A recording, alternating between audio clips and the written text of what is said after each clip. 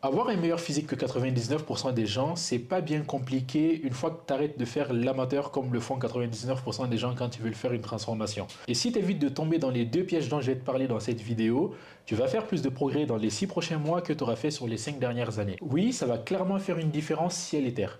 Le premier piège dans lequel la plupart des gens tombent quand ils veulent faire une transformation physique, c'est qu'ils évitent toute forme de précision dans leur alimentation et leur entraînement.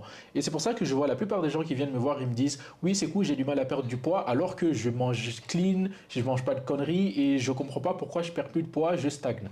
Et 99% du temps, quand tu poses des questions à cette même personne-là en lui demandant ok, combien de calories tu manges en ce moment, ou quel est ton calorie de maintien, ou combien de calories tu dois manger pour perdre du poids, ils vont te dire, ils vont pas te dire je sais pas, ils vont te dire 3000 ou genre 2500. Comme par hasard, ça va toujours être des chiffres ronds. Et quand on te sort des chiffres ronds comme ça, moi ce que ça me dit, c'est que tu n'en as aucune idée. C'est pas parce que tu manges clean, c'est pas parce que tu manges pas de conneries, que tu manges pas de fast-food ou quoi que ce soit, que c'est garanti que tu vas perdre du poids ou que c'est garanti que tu vas avoir les résultats que tu veux. Ça n'a rien à voir avec ça. Absolument rien à voir. Donc si en ce moment tu stagnes et que tu ne sais pas quelle quantité de calories tu dois manger ou combien de calories tu es en train de manger en ce moment, sache que tu vas continuer à stagner jusqu'à ce que tu apprennes à au moins pendant une période de temps. C'est là que je ne comprends pas la logique de beaucoup de gens. Ils n'aiment pas perdre du temps à apprendre à traquer. Par contre, ils vont perdre des années à ne pas avoir les résultats qu'ils veulent.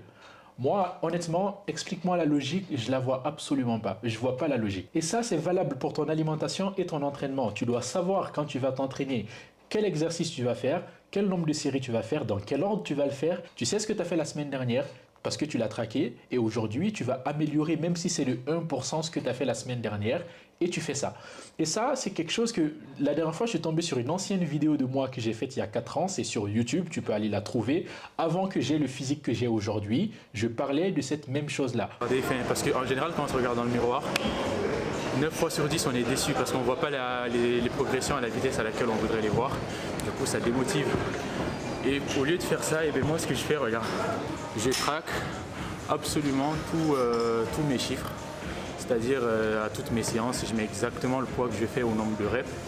Et ce que ça permet, c'est qu'au moins tu as quelque chose de tangible. Donc tu peux aller le voir par toi-même. J'ai dit ça il y a littéralement 4 ans et j'avais absolument pas le physique que j'ai aujourd'hui. La deuxième chose, ou le deuxième piège dans lequel la plupart des gens tombent quand ils cherchent à faire une transformation physique, c'est la tentative de perfection. Ce que la plupart des gens ne comprennent pas, c'est que quand tu as un plan, par exemple, tu as ta diète ou tu as ton programme d'entraînement, tu n'es pas censé le suivre parfaitement. Tu n'es pas parfait, tu n'es pas un robot. Tu n'es pas censé le suivre parfaitement. Mais plus tu es rapide à revenir à ton plan, plus ta capacité à revenir à ton plan est rapide, plus vite tu vas progresser.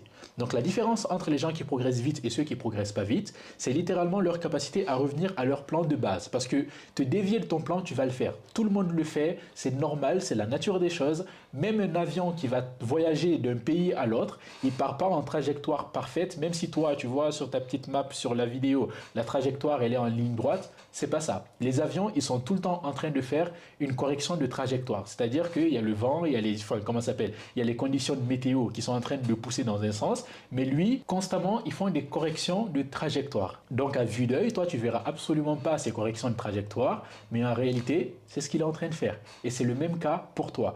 Ton objectif ne doit pas être de jamais sortir de ton plan. Ton objectif doit être de revenir à ton plan le plus vite possible à chaque fois que tu sors. Donc disons que tu commences ta diète, tu fais premier jour parfait, deuxième jour parfait, troisième jour, tu fais le bon petit déjeuner, à midi tu fais n'importe quoi. C'est pas grave. Le soir, tu reviens à ton plan. Tu n'as même pas besoin de le rattraper ou compenser. Juste, tu reviens à ton plan de base et le lendemain, tu continues. C'est la meilleure chose que tu peux faire. Parce que, crois-moi, tu vas sortir de ton plan la semaine prochaine ou peut-être le mois prochain, mais tu ne seras jamais parfait jusqu'à l'arrivée de ton objectif. Donc, oublie l'idée de l'être. Oublie l'idée d'être parfait. Oublie l'idée de suivre ton plan à 100% de façon parfaite comme un robot. Juste, concentre-toi sur le fait de revenir sur ton plan le plus vite possible à chaque fois que tu sors et tu progresseras beaucoup plus vite que ce que tu penses. Et c'est pour ça que je dis, si tu prends en compte ces deux choses-là, que tu es précis dans ce que tu fais, c'est-à-dire que maintenant, si tu ne sais pas comment calculer la quantité de calories qu'il te faut pour perdre du poids, tu n'as aucune idée sur ça, j'ai fait une mini-formation gratuite sur ça, sur tout ce que tu as besoin de savoir sur l'entraînement et l'alimentation pour commencer à perdre tes 10 premiers kilos. Va sur le premier lien en description, c'est gratuit, c'est pour moi. Voilà, au moins tu n'as pas d'excuse pour ne pas savoir comment faire.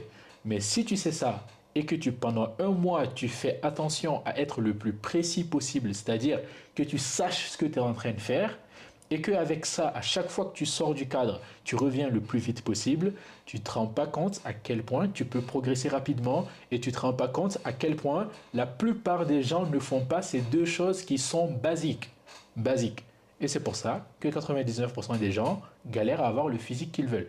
Et ils pensent qu'il y a un miracle derrière, c'est juste que tu manques de précision et tu manques de capacité à revenir à ton plan quand t'en sors. C'est aussi simple que ça. Fais ces deux choses-là et je te promets que tu auras plus de résultats dans les 6 prochains mois que tu as eu sur les 5 dernières années. C'est tout pour cette vidéo. J'espère que c'est clair. Pense à laisser un like et à t'abonner pour plus de vidéos et on se retrouve à la prochaine.